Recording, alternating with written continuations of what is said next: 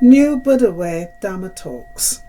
Geoff Hunt presents a talk on some aspect of the Buddha's teaching. Good morning, everyone.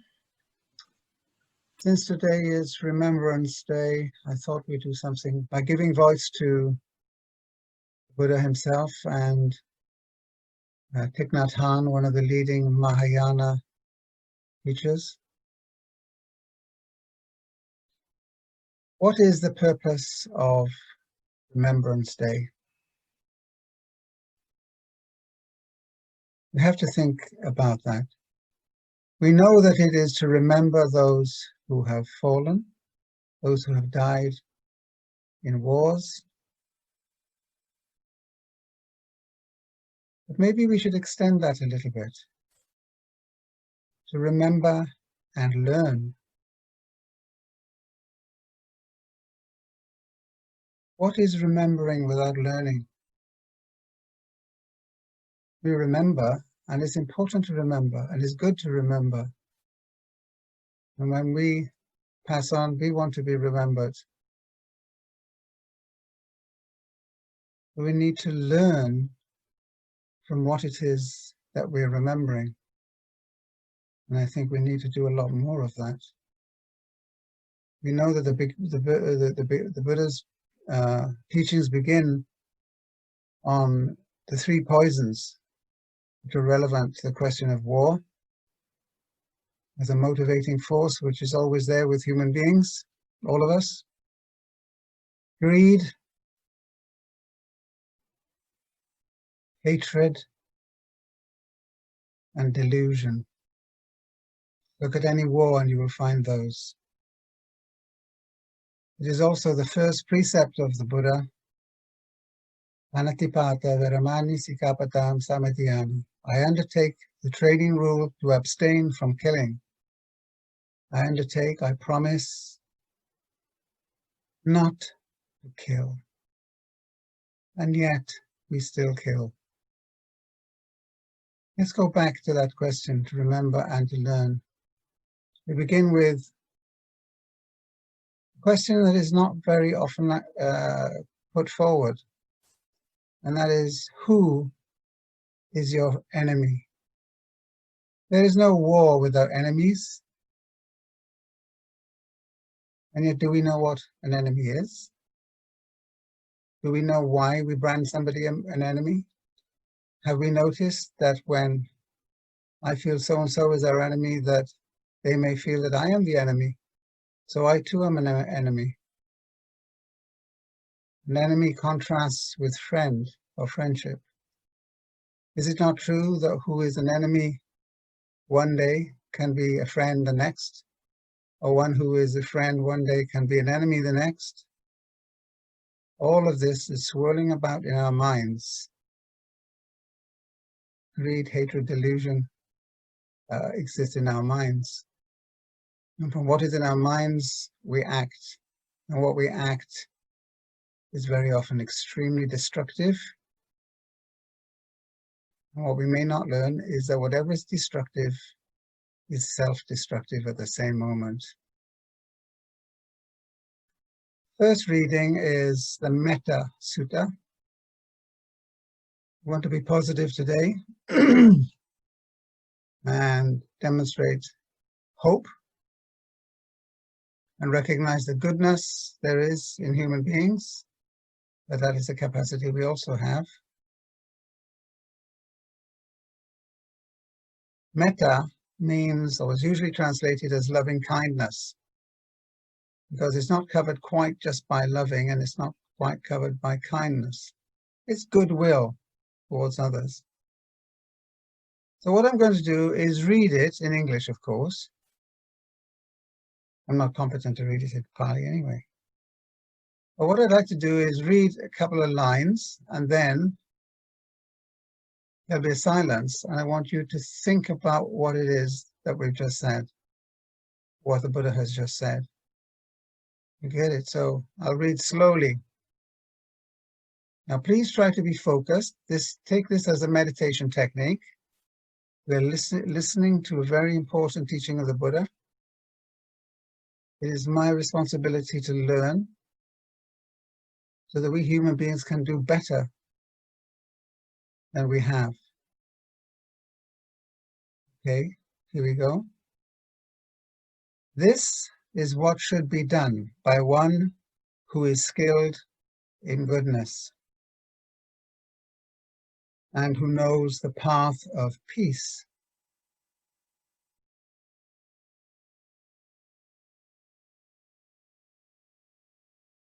Let them be able or skillful and upright,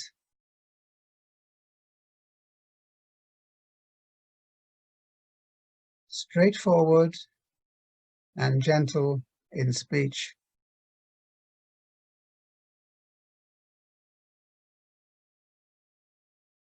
humble and not conceited,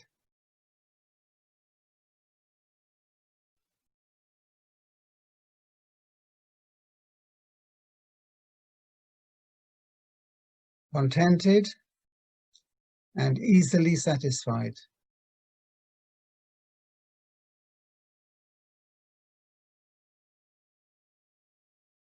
unburdened with unfruitful duties and frugal in their ways.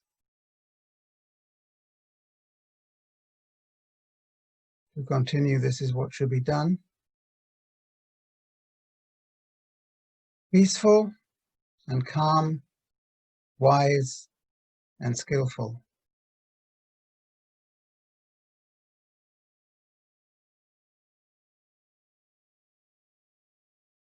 Not proud or demanding in nature,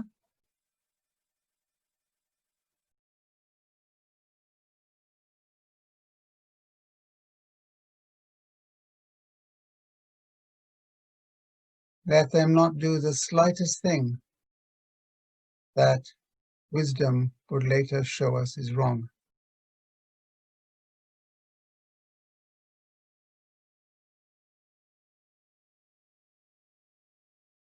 Wishing in gladness and in safety, may all beings be at ease. Sabbe Sata Sukhi Hontu, may all beings be at ease. Whatever living beings there may be, whether they are weak or strong, omitting none, the great or the mighty, the medium, the short, the small, the overlooked, the seen and the unseen, those living near and those living far away, those born and to be born. May all beings be at ease.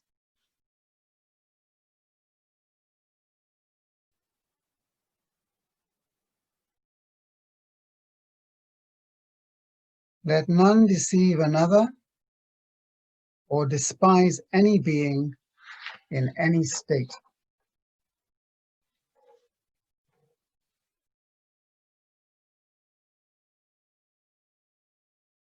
Let none, through anger or ill will, wish harm upon another.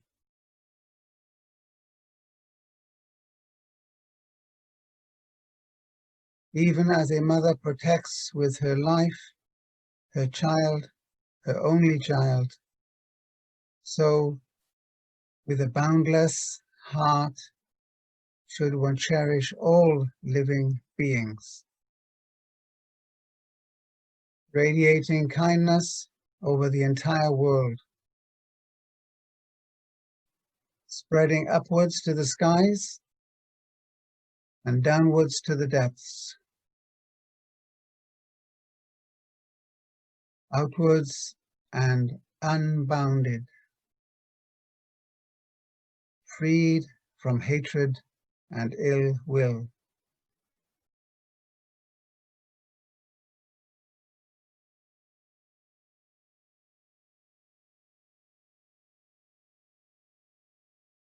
whether standing or walking, seating, sitting or lying down, free from drowsiness, one should sustain this recollection.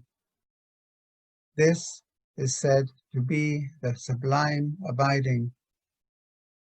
By not holding to fixed views, the pure-hearted one, having clarity of vision, being freed from all sense desires, is freed from the cycle of suffering.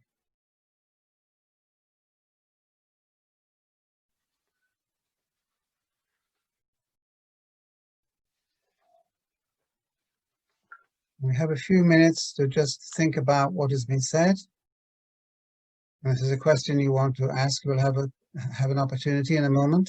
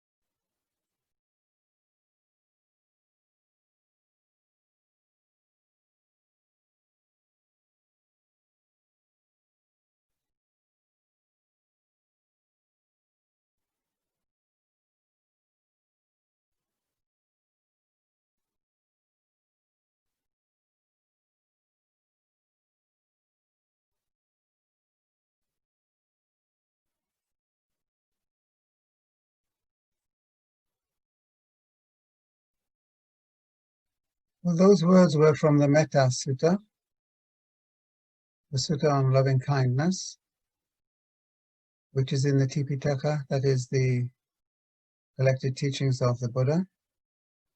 We now move forward a few hundred years to Mahayana Buddhism, closely related to Theravada.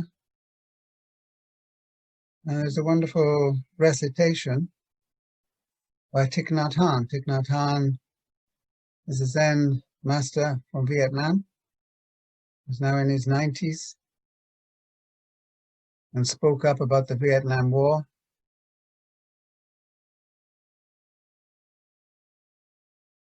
This recitation is called Nourishing Happiness. So it is relevant to all of us. All of us want to be happy. All of us need to be happy if we're to go on with this life. So I'll read what it says here. Again, please try to concentrate on what is being said and the meaning of it.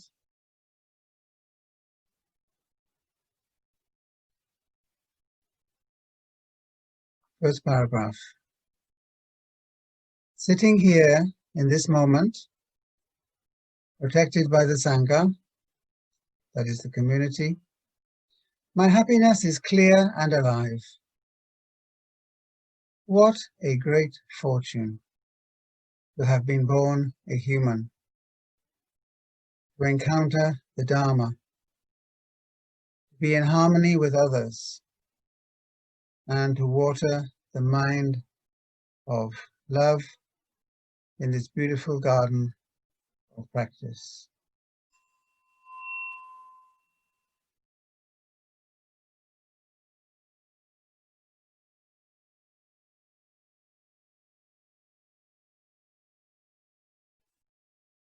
The energies of the Sangha and mindfulness trainings are protecting and helping me not to make mistakes or to be swept along in darkness by unwholesome seeds.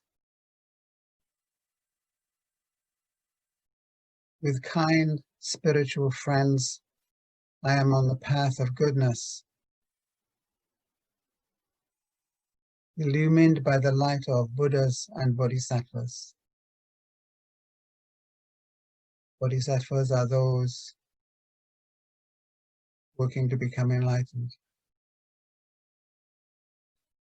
Although the seeds of suffering are still in me, in the form of afflictions and habit energies, mindfulness is also there, helping me touch what is most wonderful within and around me.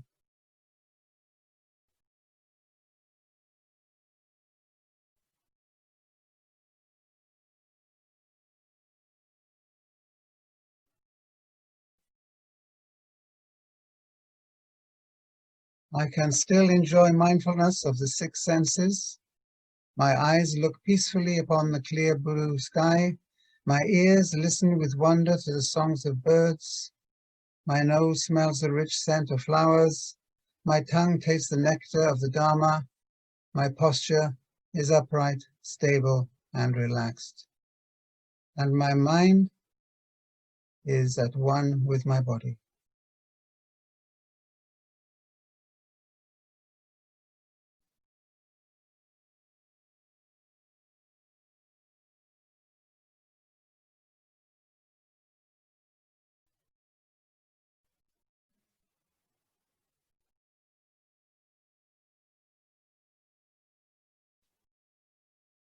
If there were not the Buddha or Buddhas, if there were not the wonderful Dharma, if there were not a harmonious Sangha, I would not be so fortunate to enjoy this Dharma happiness today.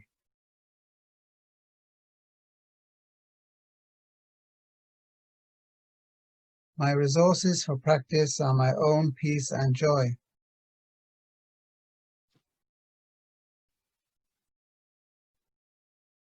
I vow to cultivate and nourish them with daily mindfulness. For my parents, my grandparents, my ancestors, my family, future generations, and the whole of humanity, I vow to practice well.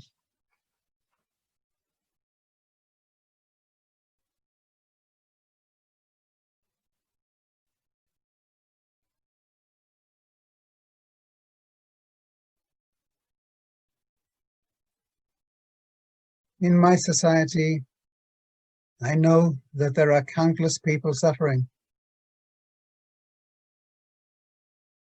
drowned in anger, jealousy, hatred.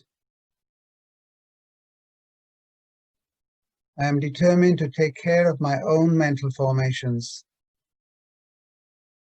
I am determined to take care of my own mental formations, to learn the art of deep listening and using loving speech in order to encourage communication and understanding and to be able to accept and to love.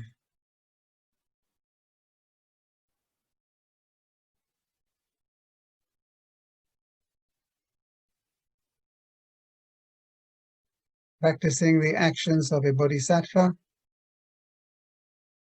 one learning to be enlightened, I vow to look with eyes of love and a heart of understanding. I vow to listen with a clear mind and ears of compassion, bringing peace and joy into the lives of others, to lighten and alleviate the suffering of living beings.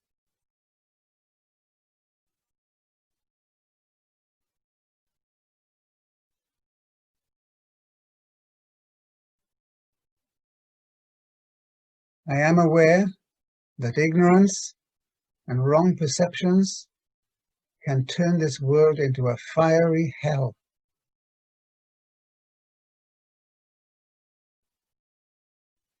I vow to walk always upon the path of transformation, producing understanding and loving kindness.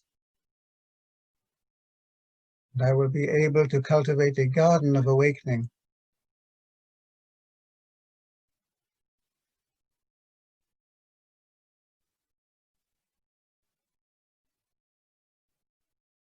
Although there are birth, sickness, old age, and death, now that I have a path of practice, I have nothing more to fear. It is a great happiness to be alive in the Sangha, with the practice of mindfulness trainings and concentration, to live every moment in stability and freedom, to take part in the work of relieving others' suffering. Finally, in each precious moment, I am filled with deep gratitude. I bow before all the Buddhas. Please bear witness to my wholehearted gratitude, embracing all beings with arms of great compassion.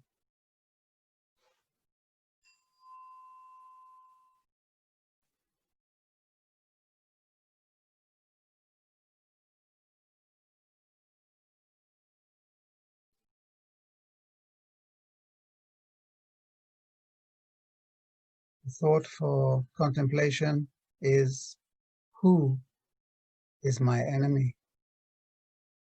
Who is my enemy? Could it be that I am my own enemy? Think about it. Thank you very much.